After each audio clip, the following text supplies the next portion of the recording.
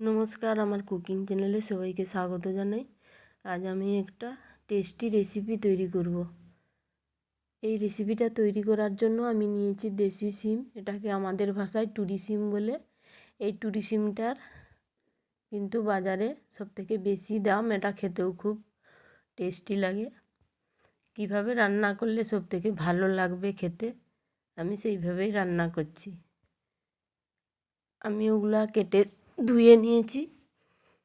ধুয়ে নেওয়ার পর কড়াইতে রান্নার তেল দিয়ে আমি একটু বেশি পরিমাণ পেঁয়াজ কুচি নিয়েছি আর কয়েকটা লঙ্কা কেটে নিয়েছি।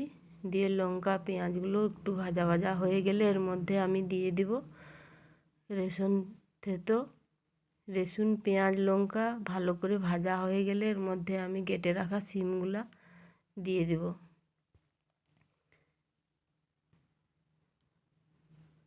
আর দেব পরিমাণ মতো লবণ আর হলুদ দিয়ে ভালো করে সবগুলা মিশিয়ে নিয়ে আমি 2 মিনিট মতো এটাকে ঢাকা দিয়ে ভেজে নেব।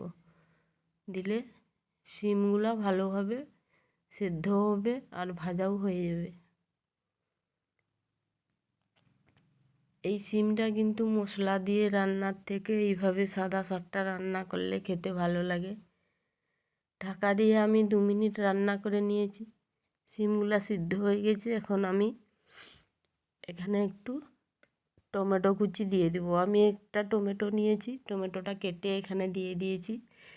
টমেটোটাকেও ভালো করে ভেজে নিয়েছি। ভেজে নেওয়ার পর এখানে আমি ধনেপাতার কুচি দিয়ে নেব।